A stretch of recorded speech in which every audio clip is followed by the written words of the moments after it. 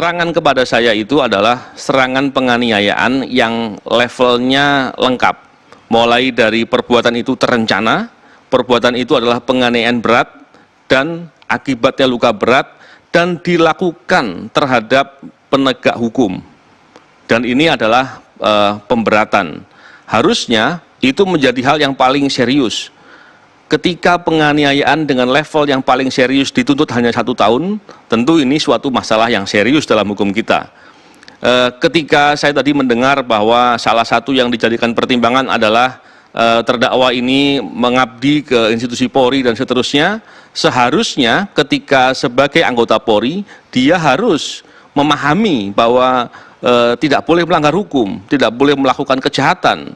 Dan itu seharusnya menjadi pemberatan, bukan menjadi meringankan. Apalagi dilakukannya terhadap aparatur yang bekerja untuk memberantas korupsi. Maka seharusnya kesalahannya itu berlipat, bukan terus menjadi didiskon. Ya, itu pemirsa komentar dari Novel mengenai tuntutan yang hanya 1 tahun saja meskipun ini masih dalam proses begitu dalam pengadilan ya. Saya ingin ke Bang Ngabalin. Bang Ngabalin, bagaimana respon Anda, tanggapan Anda soal statement kekecewaan dari Novel Baswedan tadi? Ya, sebagai korban tentu sah saja ya, dan itu harus diberikan apresiasi dalam pengertian bahwa ya kita mesti membawa kasus itu kalau sekiranya kejadian itu pada diri kita. Jadi kalau hari ini Novel mengatakan itu, harus kita menyadari bahwa itulah yang dirasakan. Kita tidak berbicara soal rasa Bang, tapi kita berbicara soal substansinya Bang. Tetapi substansinya pasti Bung Novel Baswedan tahu bahwa tuntutan itu bukan akhir dari sebuah persidangan. Prosesnya masih berjalan kan? Makanya dari tadi saya katakan, kalau substansinya harus dimengerti dan pasti dimengerti. Ketika ini dia berkembang di medsos, kemudian ditanggapi oleh banyak pihak, maka itu akan memberikan satu makna yang bisa menyesatkan publik. Ada beberapa poin yang disampaikan Pak Novel Baswedan, yaitu pertama ini adalah perbuatan penganiayaan berat, kemudian ini ada masalah serius dalam hukum kita, kemudian yang ketiga, kalau memang salah satu alasan yang meringankan bahwa terdakwa ini merupakan anggota kepolisian yang sudah bergabung selama 10 tahun, harusnya ini bukan jadi sebuah peringan, tapi harus menjadi sebuah pemberat. Bagaimana tanggapan Abang? Proses ini ada di mahkamah, di pengadilan, dan prosesnya sedang berjalan. Tidak bisa seorang pun bisa masuk dalam ruang waktu itu. Apapun yang disampaikan dengan alasan-alasan hukum, faktual yang ada, hukum sedang berjalan, dan tadi saya katakan salah satu yang menjadi substansi terpenting dan menjadi pembicaraan orang termasuk yang sedang dikritisi itu adalah tuntutan 1 tahun. Tapi kan sidang masih berjalan. Semua mata memandang dan telinga ini terbuka. Ya kan, kalau dia orang yang merasa sekarang ini adalah teraniaya, terzalimi, maka doa-doanya kan diijabah oleh Allah. Dan biarlah hukum positif ini berjalan.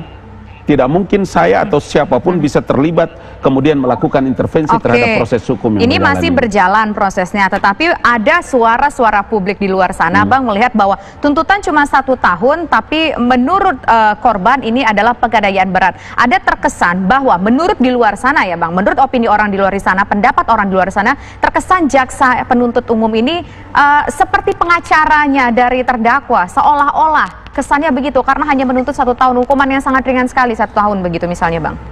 Iya, kalau pembicaraan seperti ini kan sama seperti Freud Hellman yang menyebutkan menembus tembok Berlin sekalipun, tetapi proses mahkamah kan mesti kita junjung tinggi. Karena itulah yang kita akui di Republik ini. Mau apapun orang memberikan penilaian, tetapi pengadilan itu adalah institusi negara, institusi hukum yang mesti kita hormati. Oke, baik. Coba kita ke Bang Haris Azhar. Bang Haris, ini kan 1 tahun ini masih dalam proses ya, masih dalam tuntutan, belum putusan final begitu ya. Wajar-wajar aja lah begitu kalau kita tangkap tadi yang disampaikan oleh Bang Ngabalin. Gimana kalau menurut Bang Haris? Jaksa itu bukan kayu rongsokan yang ada di pinggir jalan. Jaksa itu aparatur negara yang dibiayai oleh negara, menggunakan simbol-simbol negara. Jadi nggak perlu nunggu putusan. Setiap duit rakyat yang lari ke pejabat negara, aparatur negara, patut dimintai pertanggungjawaban.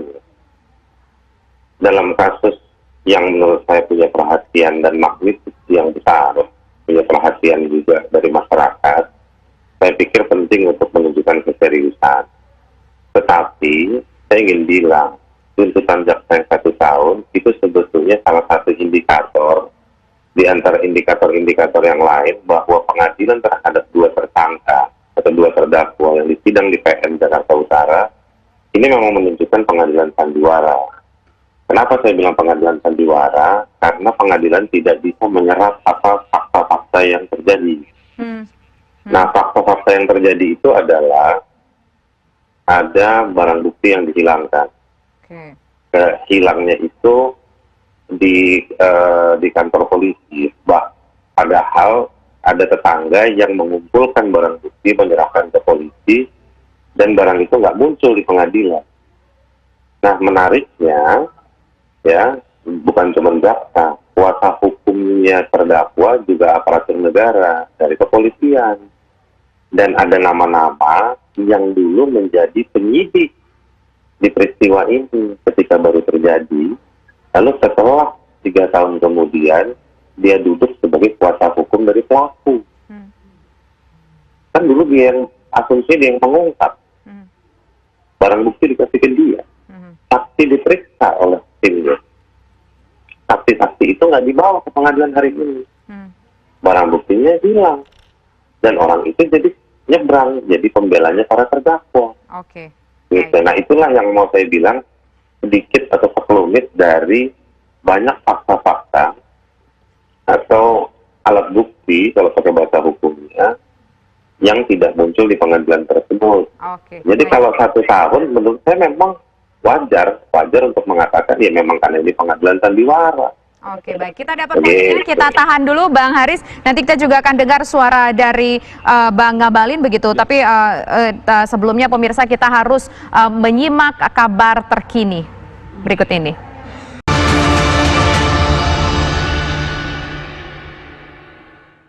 Saya ingin langsung ke Bang Ngabalin. Bang, komentari statement dari Bang Haris tadi bahwa ada tercermin pengadilan sandiwara di sana, Bang. Saya jujur tidak seberani Haris. Kalau bentar Bang, maksudnya tidak seberani itu apa? Kata-kata Abang tidak seberani itu apa tidak maksudnya? Seberani. Saya tidak bisa masuk di wilayah itu. Jadi artinya saya mencatat dengan baik, bukan mengiyakan saya tapi tidak bisa mengungkapkan. Iya, artinya saya tidak berani mengatakan kalau pengadilan itu pengadilan sandiwara. Baik. Karena saya harus menghormati konstitusi. Karena begini, di pengadilan itu kan ada pengacara, pembela, ada hakim, ada jaksa. Undang-Undang Nomor 8 Tahun 81 Pasal 1 di angka yang ke-6, penuntut umum itu adalah jaksa yang diberikan kewenangan oleh undang-undang. Untuk apa? Untuk menuntut.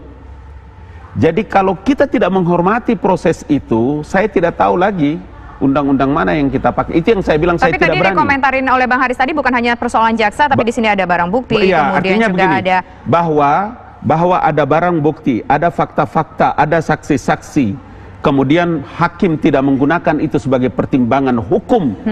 Kemudian itu menjadikan jaksa dalam memberikan tuntutan. Saya tidak berani dalam memberikan komentar itu, karena itu bukan wilayah yang bisa kami masuk. Ya, saya harus menghormati proses itu. Dan saat ini kan kita dinonton, TV One ini sedang ditonton oleh jutaan orang rakyat Indonesia. Maka saya bertanggung jawab dari kantor staf presiden untuk juga memberikan pencerahan kepada rakyat Indonesia. Baik, kita hormati proses hukum, kita serahkan kepada proses hukum yang sedang berlangsung, dan kita mengharapkan hasil yang seadil-adil dan sebaik-baiknya, begitu ya Bang ya. Nah, saat ini kita juga punya sedikit tampilan di layar kaca Anda, mungkin Anda bisa melihat pemirsa, ini berkaitan masih dengan proses hukum. Pria posting ini kita lihat ya, ini adalah beberapa judul mengenai kebebasan berpendapat, membungkam kritik dengan online shaming, pendukung penguasa berlindung di balik pasal karet. Kemudian kita lihat ini ada statement dari Rizal Ramli. Hari ini auranya semakin otoriter, kritik buzzer pun menyerang. Kemudian ada dari LP3S, ini sebuah lembaga yang menyebutkan bahwa ternyata Indonesia ini berada dalam kategori ciri negara otoritarian. Ada beberapa kriteria yang disampaikan. Kemudian pria posting lelucon Gus Dur beberapa tahun lalu mengenai 3 polisi jujur berujung diklarifikasi oleh polisi. Ini adalah beberapa statement-statement mengenai kebebasan berekspresi, kebebasan berpendapat, begitu ya. Saya ingin mendengar komentar Bang Haris dulu. Ada beberapa hal yang kita lihat di sini sebagai contoh kasus mengenai seorang polisi, mengenai seorang pria komentari soal polisi, dan kemudian ada beberapa hal lainnya. Bagaimana Bang Haris? Ya itu mah contoh kecil aja. Ada ratusan kasus lainnya yang orang dipidanakan karena ekspresinya atau lewat sosial media, lewat undang-undang ITE. Ya. Ada satu teman namanya Ucen di Maluku Utara di Halmahera. Dia dipaksa masuk kerja ketika masa COVID. Lalu dia protes dan dia juga di PHK tanpa kejelasan oleh satu perusahaan asing. Tidak dapat pembelaan, dia protes di mekanisme yang resmi tidak berjalan, akhirnya dia protes di Facebook, malah dipidana kena undang-undang ITE, dan sekarang dia mendekam di penjara. Bahkan Bupati Halmahera itu sudah terus serta memberikan jaminan tidak dilepas. Gitu. Ada lelucon yang tadi baru disampaikan, yang sudah dikenal banyak oleh, mungkin bukan Gus Dur saja, tapi sebelum Gus Dur juga sudah banyak dikenal gitu ya. Itu justru orang dipidanakan gitu. Begini, ekspresi-ekspresi ini tanpa kita bicara soal mekanisme, dia adalah sesuatu yang natural, alamiah. Manusia itu ekspresi. Muka saya berekspresi, mukanya Ali Mokhtar Ngabalin juga mengekspresikan sesuatu, mukanya Anggi, produser acara ini juga mengekspresikan sesuatu. Muka saja diam nanti berekspresi. Apalagi jika seseorang itu dilengkapi dengan emosi. Emosi itu nggak harus marah, bisa sedih, ya. Bisa juga dengan pikiran. Pasti itu alamiahnya akan berekspresi. Apalagi ketika dia diberikan kesadaran tentang haknya. Jadi ketika orang-orang tersebut dia tidak dihiraukan oleh mekanisme itu berjalan tidak seperti definisi yang ada di dalam aturan hukum, ya orang boleh berekspresi. Sekarang saya mau tanya sama masyarakat yang katanya jutaan orang nonton TV One, apa ada yang salah dari ekspresi Novel Baswedan dengan matanya yang sudah seperti itu? Oke. Mata itu menunjukkan ada kekejaman yang diperbuat terhadap dirinya Novel. Rusaknya mata itu menggambarkan ada kebusukan dan negara 3 tahun diam. Ya, itu ekspresi. Ya kan? Dan kita tahu ada kekejaman dan kita tidak menyelesaikan dengan cara mengungkap dan mengadili penjahat yang sebenarnya. Ya. Lalu kalau itu tidak terjadi, apakah artinya Novel Baswedan sedang membuat hoax? Apakah itu yang artinya kita mau bela ada perempuan yang tiba-tiba bilang makanya Novel itu direkayasa tanpa pernah baca laporan dokter? Jadi menurut saya banyak yang diputar balik. Ekspresi itu adalah wujud dari fakta bahwa dia ada konten fitnah bisa terjadi ya dalam ekspresi tersebut. Tetapi ada ukuran dan ada batasan. Gitu. Okay. Justru ketika fitnah itu dibesar-besarkan lewat mesin yang diproduksi, ya secara sistemik yang dibiayai oleh mungkin anggaran-anggaran negara, baik, Bang, itu bisa makin meresahkan. Ini kalau kita lihat dengan beberapa kasus-kasus ini, kemudian juga tadi kita melihat ada screen capture yang tadi ditampilkan di layar kaca, ada satu yang cukup menarik, bahwa Indonesia telah memenuhi 4 kriteria negara penganut otoritarianisme. Ini menurut Direktur LP3ES, atau ada bermasalah dengan kebebasan demokrasi di negeri ini. Bagaimana tanggapan Bang Haris? Ya, susah dibantah ya argumentasi.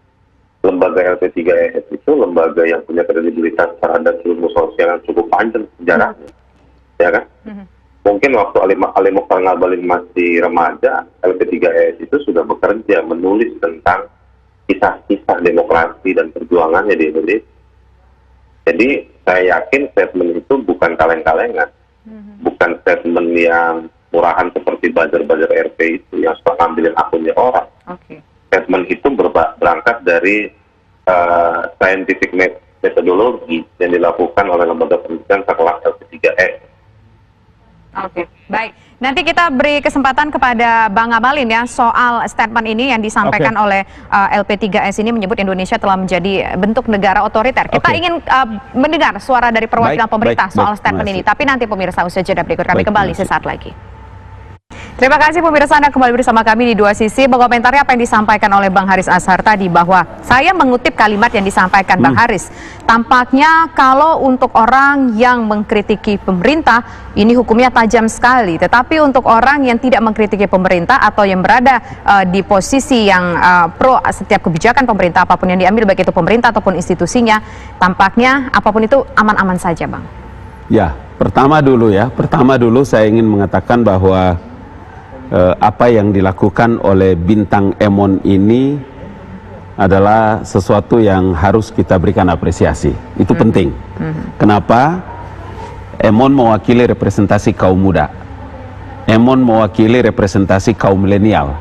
Dia punya masa depan Indonesia yang lebih bagus kalau anak-anak muda yang idealis seperti Bintang Emon.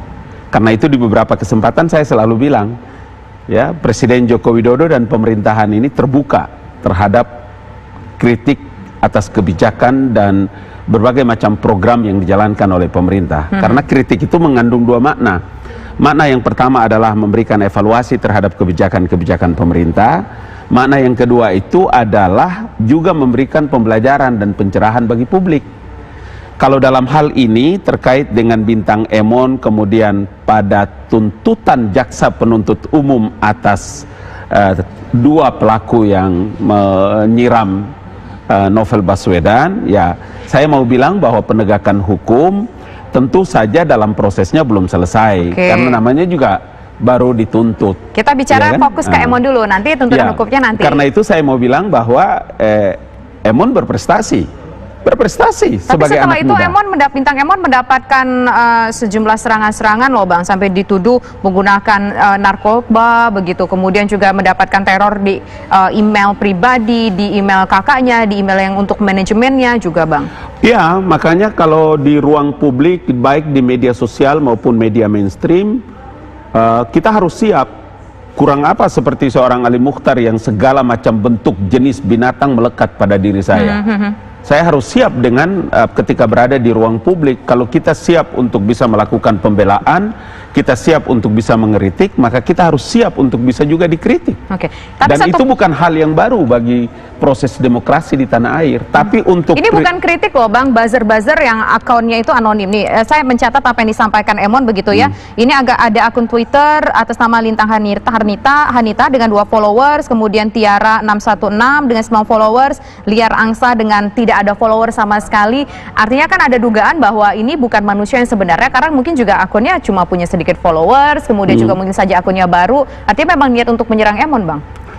Iya, itu yang saya bilang bahwa dalam bentuk apapun harus siap mengkritik dan siap untuk dikritik, karena tidak semua juga ada orang yang pantas dikritik nggak dari apa yang disampaikan oleh Emon ini? Kata Abang kan harus siap dikritik dan siap mengkritik dan siap dikritik. Ada yang harus dikritik nggak emangnya?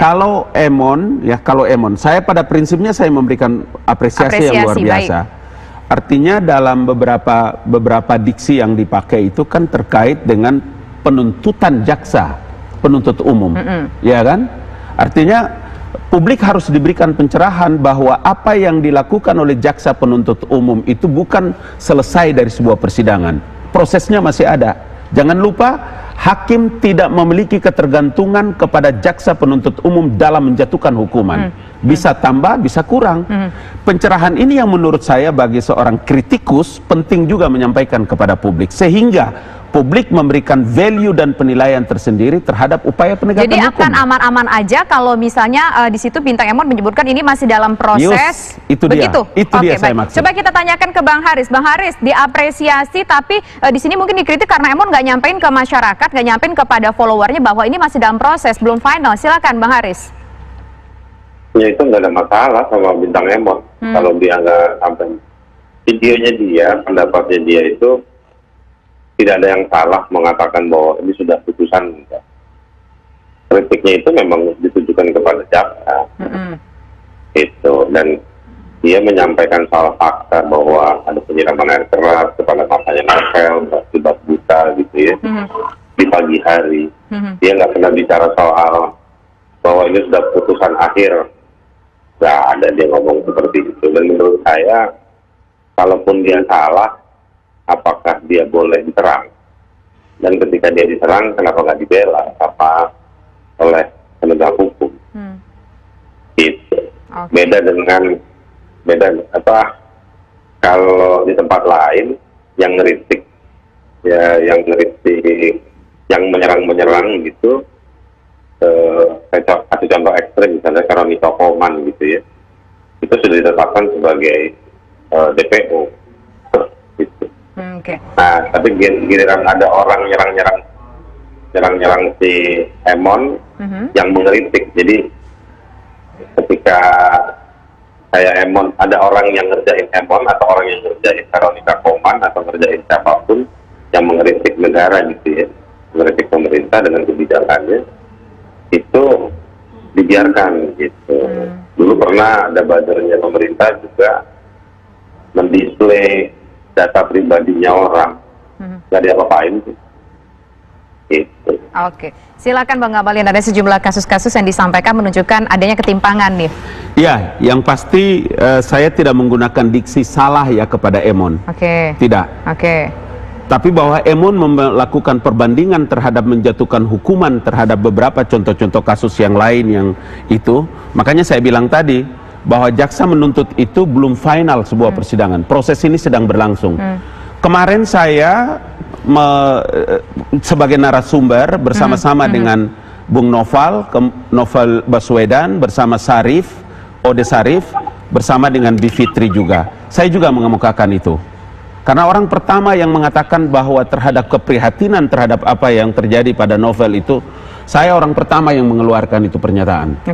Dan itu masih ada jejak digitalnya. Karena itu saya bilang bahwa ya, dalam rangka menentukan kebenaran dan mencari keadilan hukum atas tuntutan yang dilakukan oleh jaksa penuntut umum, saya, Haris, dan kita semua hari malam ini juga dengan TV One, kita punya tanggung jawab moral untuk memberikan pencerahan kepada publik bahwa tuntutan jaksa itu bukan final. Maka diksi yang kita pakai itu memberikan pencerahan kepada rakyat dari semua kritik yang disampaikan tentang penegakan hukum adalah upaya yang harus dilakukan. Dilakukan oleh siapa? Dilakukan oleh kita semua untuk mendorong supaya penegakan hukum itu bisa berjalan dengan adil dan transparan. Masalahnya cuma di diksi, walaupun Abang bilang tadi nggak salah, tapi masalahnya cuma di diksi.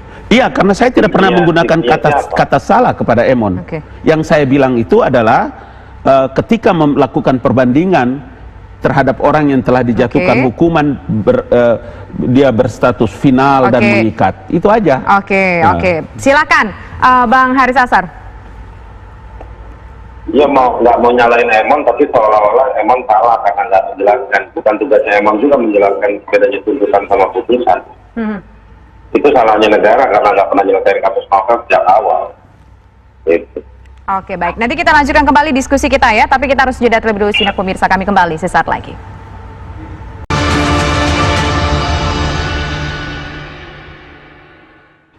Terima kasih pemirsa Anda kalau bersama kami. Silakan Bang Ngabalin ditanggapi apa yang disampaikan oleh Bang Haris Azhar tadi. Ya, terkait khusus untuk mengenai LP3S ya barangkali ya. Kalau mengenai LP3S, saya tahu lembaga LP3S. Saya alumni LP3S. Ya, karena itu lembaga adalah lembaga penelitian yang mudah-mudahan tidak berubah visi misinya menjadi partai politik, ya, atau masuk dalam ruang-ruang praktis. Kalau umpama LP3S menyebutkan tentang ruang kritik terkait dengan mimbar bebas di UGM, tidak fair dong. Acara di UGM itu dia sendiri panitianya, yang melaksanakan mereka, yang bubarkan mereka. Kemudian getahnya kena ke pemerintah. Lo Anda yang buat kok, yang mereka yang bubarkan ya sendiri. Tapi bagaimana dengan ini kan Abang mengambil juga nih contoh kasus di sana adalah soal diskusi yang dibatalkan sendiri oleh pihak mereka. Tapi begini Bang, kita mendapatkan informasi juga, teman-teman media mendapatkan informasi bahwa terdapat ancaman-ancaman ataupun teror-teror sebelum diskusi itu dilaksanakan. Mungkin itulah yang menjadi salah satu penyebabnya akhirnya mereka takut untuk menyelenggarakan Saya dari diskusi. awal bilang, Nisa, saya itu datang loh di Jogja. Saya datang di Jogja di UGM. Ya, artinya apa? Saya juga mau bilang bahwa saya datang representasi sebagai kantor staf presiden. Anda punya masalah apa? Kalau hari ini Anda kemudian diteror atau ada orang yang tidak setuju dengan Anda punya mimbar bebas itu, kegiatan kampus itu sejak awal Presiden Joko Widodo memberikan dukungan. Itu mimbar itu bagi kawan-kawan, terserah dia mau diskusikan apa saja, karena itu adalah wilayah-wilayah lembaga ilmiah. Oke, artinya sudah dijawab nih satu ciri pembatasan terhadap kebebasan sipil. Abang sudah memberikan rasionalisasi ataupun alasannya bahwa pemerintah tetap memberikan kebebasan sipil begitu. Tapi ada beberapa ciri-ciri lain, ada kriteria yang lain. Yang pertama adalah komitmen lemahnya terhadap aturan demokrasi, Bang. Tadi umpama seperti pegawai negeri sipil yang tidak apa istilahnya, yang tidak dalam pemilu kan, tidak netral, ya hak demokrasi yang bisa nanti, dan itu tidak bisa dilakukan langkah-langkah apa-apa ketika umpama dia tidak mendukung apa yang menjadi kebijakan dari langkah-langkah politik. Dia punya hak dalam berdemokrasi. Yang saya tidak habis pikir itu, kenapa semua itu getahnya kena kepada pemerintah. Baca dong itu Undang-Undang Dasar 1945 pasal 28 huruf J. Setiap orang yang melakukan kekuasaan atas pembebasan dan pengemukaan pendapat di depan umum dan di mana saja, dia tunduk pada ketentuan undang-undang, bahwa kebebasan itu diatur oleh undang-undang. Baca Undang-Undang nomor 9 tahun 1989. Oke, baik. Gitu. Sekarang coba kita dengar suara dari Bang Haris. Bang Haris, kenapa sedikit-sedikit kalau masalah tidak bisa menyampaikan apresiasi dengan seperti yang diharapkan, tampaknya pemerintah lagi nih yang kena getah? Menurut dari Bang Ngabalin, tampaknya pemerintah lagi yang disalahkan. Begini ya, soal UGM, Saudara Ngabalin mesti buktikan tanggal berapa, hari apa, jam berapa, ketemu siapa dia ke UGM menyampaikan soal pembubaran aksi itu, pembubaran diskusi. Jadi jangan cuma mengklaim aja. Saya tahu betul karena saya komunikasi dengan panitia, dengan siapa saja yang datang, saya tahu. Yang kedua, saya mau bilang bahwa itu bukan mereka yang membubarkan diri, panitianya, akunnya diambil. Justru kalau Saudara Ali Mokhtar Ngabalin mengklaim bahwa mereka membubarkan, berarti Saudara Ali Mokhtar Ngabalin mengakui ada pengambil alihan akun dari panitia. Jadi makin confirm di sini bahwa itu dibubarkan oleh negara. Karena ada pejabat negara seperti Ali Mokhtar Ngabalin menggunakan legitimasi akun tersebut ketika akun tersebut diambil. Dan keluarganya, keluarga panitia itu diteror. Hadir, datang, jelas. Jadi memang negara yang harus bertanggung jawab terhadap pembubaran di acara di UGM. Itu data yang ditemukan Bang Haris di lapangan begitu ya. Silakan Bang Ngabalin. Iya, logikanya nggak masuk, Riz. Bagaimana bisa dia buat diskusinya di kampus, kelompok universitas begitu, UGM, ada panitianya, kemudian seniornya atau sahabatnya, kemudian kan di dalam juga kan berbeda pandangan tuh. Jadi kalau dia sendiri yang membubarkan acaranya, apa urusannya dengan negara, apa urusannya dengan pemerintah? Anda tidak paham omongan saya. Ya, kalau umpama dia diteror nih, kalau mereka diteror, di mana urusannya dengan pemerintah? Kok masa sih dengan pembubaran dia membatalkan diskusinya di kampus, kemudian pemerintahnya dituduh? Kan ini tidak rasional, tidak ada logikanya, tidak nyambung gitu, Riz. Anda nggak tahu faktanya, Anda punya fakta sendiri yang nggak tahu sumbernya dari mana. Itu ketidaktahuan Anda, tapi Anda bukan, bicara Riz, bahwa dengar baik-baik. Acara itu kan dibuat oleh mahasiswa. Bang Ngabalin, kita dengar dulu dari Bang Haris. Supaya Haris mengerti, Riz. Acaranya kan dibuat oleh mahasiswa Fakultas Hukum. Kemudian karena ada yang protes secara internal, dia membubarkan diri atas kesadarannya. Terus di mana urusannya dengan pemerintah? Oke, itu hasil cross check dari Bang Ngabalin. Di mana urusannya dengan negara, coba? Oke, silakan Bang Haris. Kita dengar Bang Haris. Kita sudah dengar dari Bang Ngabalin. Silakan Bang Haris. Saya pengen tahu dia versinya siapa, ketemu cerita boleh. Bukan versi-versian. Ya, di publik dong. Seperti yang dipahami, kita baca publik juga mana? Di FIFA, disiarkan juga oleh TV One, seperti itu. Masa sih ada kucing ketabrak kereta api, pemerintah lagi yang salah, Riz? Diksi apa lagi? Ya, terus logika apa dipakai? Ya, memang. Karena negara nggak bisa jagain kucing. Jangan karena kebencianmu kepada suatu kaum, kau berlaku tidak adil, Riz. Itu ketentuan Anda nih, hukum itu, Pak. Anda ngomong Bang, apa? kita Anda kembali ngomong ke apa? substansi. Oke, Ini saya silakan. mau jelasin. Bang Haris. Faktanya panitia itu mengorganisir menggunakan WhatsApp. WhatsApp. Ya. Jadi semua yang mau ikut diskusi komunikasi kepada satu nomor WhatsAppnya panitia. Nomor WhatsApp tersebut dicuri, secara teknologi dicuri, lalu anggotanya diminta untuk membubarkan diri. Nah, jadi waktu dicuri, artinya nomor tersebut tidak dalam penguasaan si personnya. Jadi ada nomor, ada person. Nah, Bang Abalin tahu nggak ada nomornya itu dicuri buat nomor-nomor ya nggak tahu ada nomor koordinasinya? dicuri. Ini yang saya bilang ini yang saya bilang, Riz. Sekarang kalau dia mengkoordinasi panitia itu kan berkoordinasi lewat grup WhatsApp. Ya. Kalaulah nomor WhatsApp itu kemudian digandakan, dicurilah sebut istilahnya Haris. Kemudian mereka di dalam sendiri dalam situasi yang tidak tenang, kacau dengan judul yang ada, kemudian seniornya ikut terlibat. Bagaimana mungkin presiden atau pemerintah lagi yang disalahkan dengan peristiwa itu? Itu yang saya bilang, logikanya dipakai apa? Pakai logika apa dalam menjelaskan masalah itu, Riz? Yang bisa mencuri siapa? Siapa yang mencuri? Orang dari istana? Atau ada menteri yang datang mencuri? Atau kami datang mencuri? Kenapa Begini, pemerintah yang kau tuduh? pantesan aja surveinya LP3 itu terbukti malam ini. Karena juru Itu bicara yang tidak masuk presiden akal, logikanya menggambarkan tidak negara nyambung. Gitu loh. hanya sebatas tempurungnya pura-pura. Itu. Jadi dia nggak bisa berimajinasi negara itu dengan rentetan kewenangan dan kemampuannya menguasai teknologi bisa mengintercept. Apa bisa tukang bakso mengintercept nomor tersebut? Jadi Anda juga sudah hadir di diskusi malam ini mengimajinasikan jangan cuma negara dalam tempurungnya si kura-kura. Oke. Negara nggak Silakan. sebatas itu. Negara lebih luas. Oke. Silakan Bang Abalin singkat Susah saja. kalau diskusi. Iya, Mau saya belain cuma negara, cuma mau bilang, imajinasi saya mau kayak bilang gitu. kalau ada orang yang mencuri dia punya WA, dia punya nomor WA ke handphonenya, kemudian dia harus mengacaukan di koordinasi panitianya sehingga dibubarkan acara itu dan tidak terlaksana.